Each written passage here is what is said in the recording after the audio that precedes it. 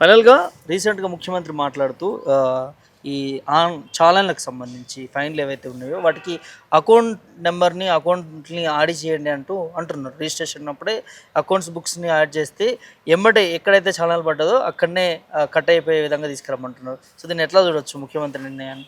ఇప్పుడు ముఖ్యమంత్రి గారు అన్నీ కూడా ప్రజలకు ఇస్తానన్నటువంటి హామీలు నెరవేర్చకుండా ప్రజలను భయపెట్టి ప్రజల ఉసురు పోసుకునేటటువంటి పని తప్ప ఆయన చేసేది ఏ ఒక్కటి కాదు. అందులో భాగమే వెహికల్ రిజిస్ట్రేషన్తో పాటు అకౌంట్ నెంబర్లో అది చాలని పడగన దాని నుంచి అరే నిజంగా మరి నేను ఇప్పుడు అది వివరంగా పోతే ఇంక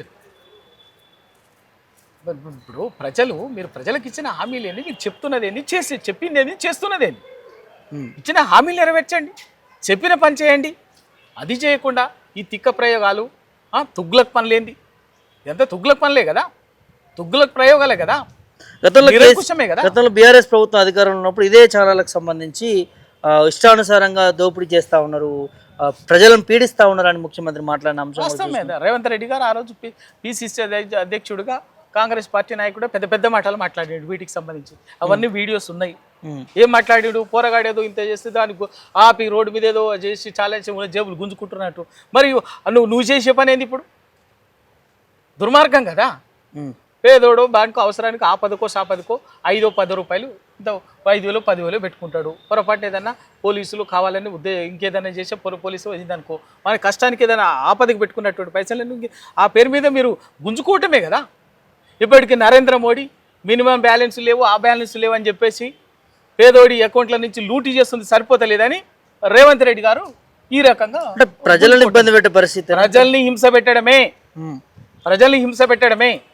మానిటర్ చేయండి, మానిటర్ చేయటం తప్పు కాదు, నియంత్రించడం తప్పు కాదు. ఆ పేరు మీద పేదవాడిది, పేద మధ్యతరగతి వాడిని ఇష్టం వచ్చినట్టుగా జేబులకు చిల్లులు పెడతామంటే, వాడికి ఉన్న 10 పరకో పావుల బేడని కూడా గుంజుకుంటామంటే బరాబర్గా టైం వచ్చినప్పుడు నీ గల్లా బట్టి అడుగుతారు. అంటే ఇదే ప్రజల నుంచి కూడా రియాక్షన్ వస్తుందన్న.